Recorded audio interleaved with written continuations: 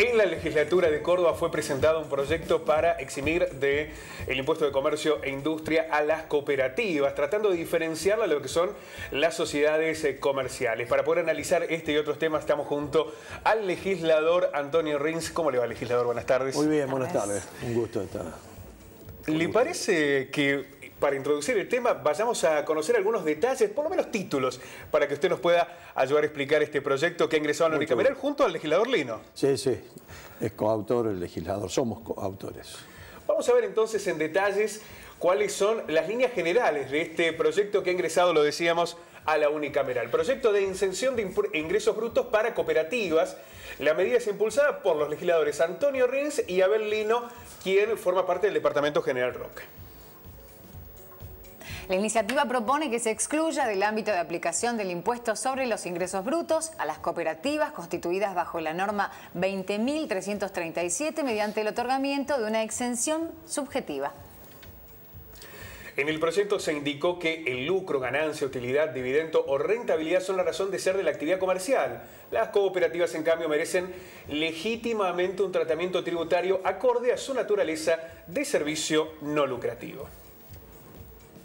Legislador, esto tiene un impacto en muchos sectores del interior de la provincia de Córdoba porque está relacionado con cooperativas que brindan servicios, que tienen prestaciones claves en los pueblos y que a partir de estos tributos lo trasladan directamente a la tarifa, ¿no? Sí, seguro, y sobre todo que tienen una alícuota alta, pero yo les quiero comentar, hacer una aclaración.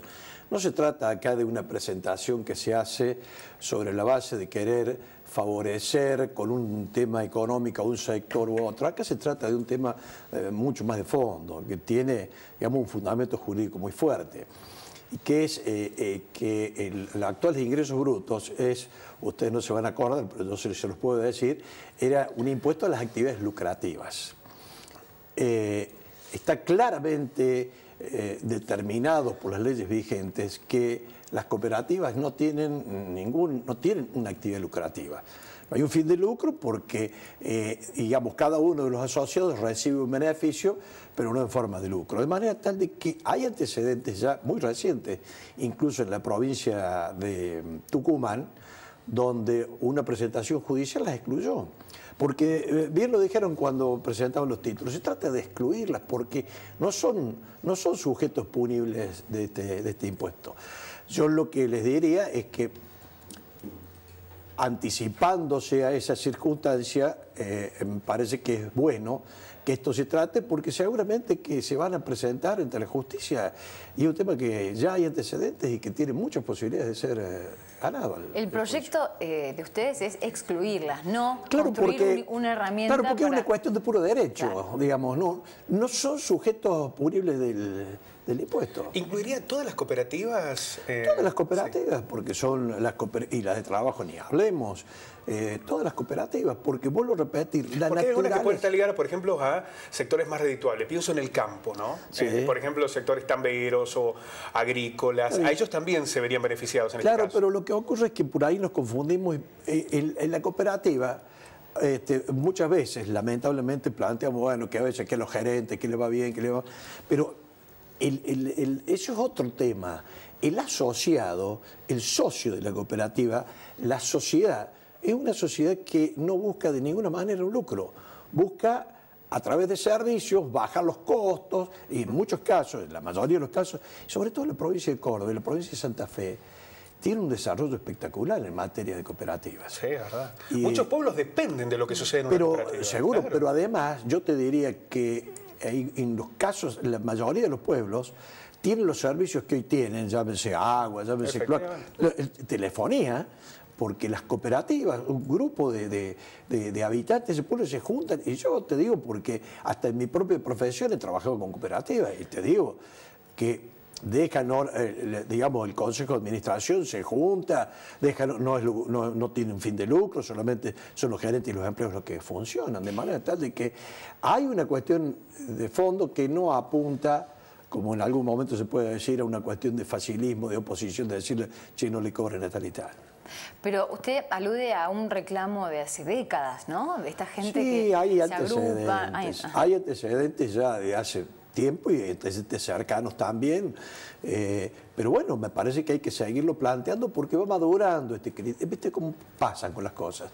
Y esa anticiparse una cuestión judicial también. Seguro. Se empiezan hablando y se terminan haciendo.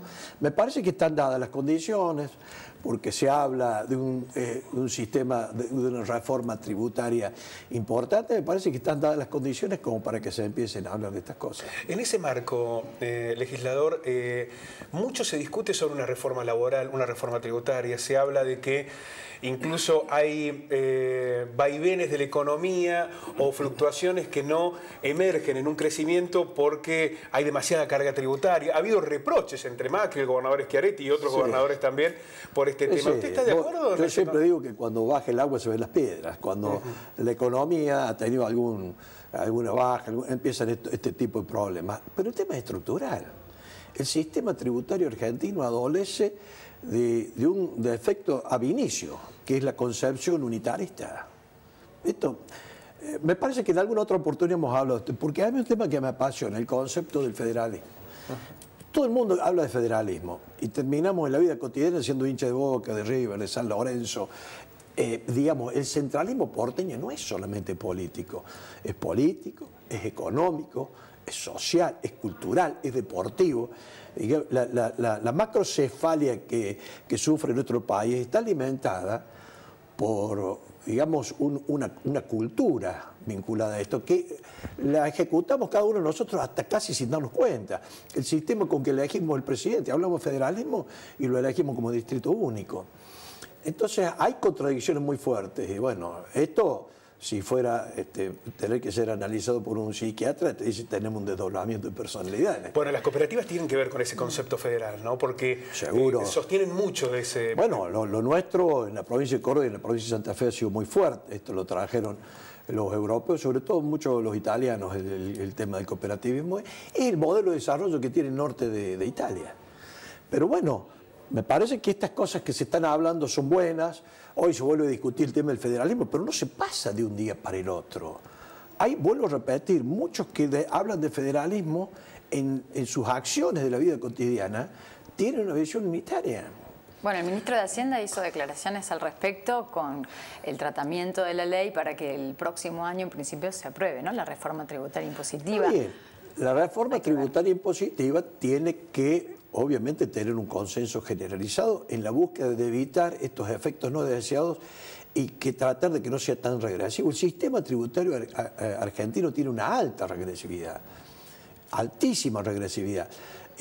Con el tema de impuesto a las ganancias ha ido mejorando un poco porque el impuesto a las ganancias tiene que ser el impuesto. Les aclaro que el impuesto a las ganancias es un impuesto provincial. Se cedió, no me acuerdo bien en qué época, me parece que por ahí por la década del 30 o antes, transitoriamente a la nación, nunca más volvió. De manera tal de que, vuelvo a repetirle, no se puede hablar de una reforma tributaria sin discutir en profundidad el tema de lo que es el federalismo. Hay mucha política también declaracionista, legislador, sobre el concepto federal. Por ejemplo, uno ve ahora en la discusión preelectoral entre Schiaretti o Litfit o Cornejo con Macri. En épocas electorales cada uno defiende su concepto y después parecen desvanecerse esos conceptos, que esos preceptos son fundamentales, digamos. Sí, esto es lo que muchos de ustedes, los periodistas, todos también por ahí decimos son los fuegos de artificio. Claro, ¿a quién creerle? ¿Cuándo dicen la verdad? Sí, yo creo que hay mitad de verdad y lo otro no digamos que sea mentira, pero por lo menos de olvido. Yo creo que hay un proceso lento, pero que últimamente se ha profundizado respecto a la utilización de los fondos. No estoy hablando del federalismo como una actitud de gobierno, sino que en lo económico ha habido un respeto por aquel convenio por lo cual la coparticipación llega y por encima de eso ha habido también muchos aportes a las provincias, pero ese está dependiendo del gobierno de turno. Este es el punto. Entonces, después podemos decir, no se le reconoce al gobierno central esta actitud, pero lo importante de esto es que no estuviésemos dependiendo de un gobierno de turno, que es bueno, a qué bueno que es, nos da lo que nos corresponde. Yo creo que hay que institucionalizarlo de manera tal de que el gobierno central que no cumpla con eso, bueno, esta es una falta grave. Entonces, es muy importante. Por eso cuando a mí me dicen que el tema ideológico ha pasado al segundo término, que el pragmatismo es importante, digo, el problema que tenemos en la Argentina es no discutir profundamente la ideología original con la que nacimos, no traicionar nuestros orígenes en este sentido, porque en esa contradicción es donde se filtran todas estas cosas. Y hay, te digo simplemente, yo tengo DirecTV, no puedo ver Canal 13. A ver, que esto es falta de federalismo, en todos los órdenes de la vida, de manera tal de que a mí me parece muy positivo que se empiece a hablar de una reforma tributaria, pero en paralelo tiene que haber un acompañamiento de la cuestión política, de la cuestión social.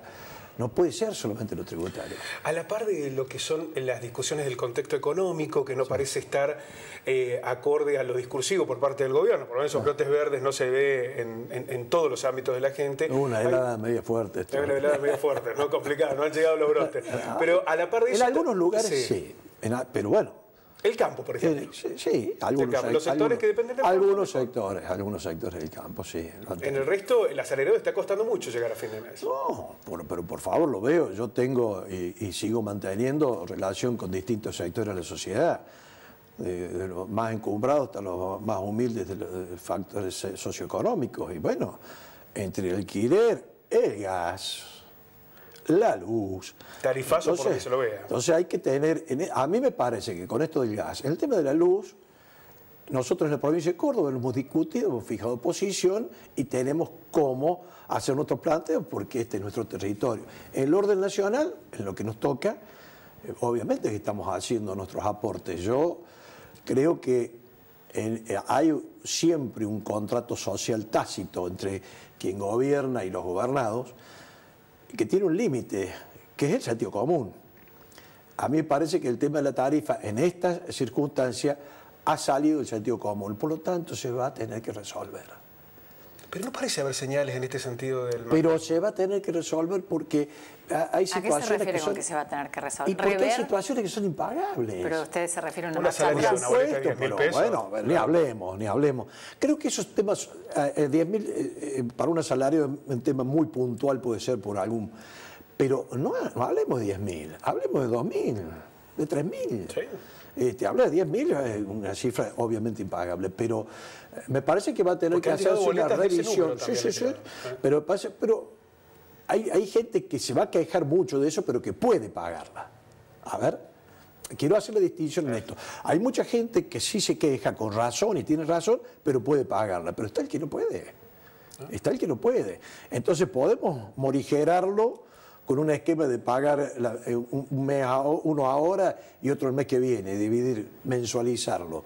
Pero en algún momento va a haber que se ver paga la lo mismo cuestión de de fondo. alquiler que de gas, es una locura. Claro, vamos a tener que ver la cuestión de fondo. Y vuelvo a repetir, yo tengo cifrada esperanza en que esto se revea, porque si no, se rompe una parte importante del contrato social que tiene el gobierno con la sociedad.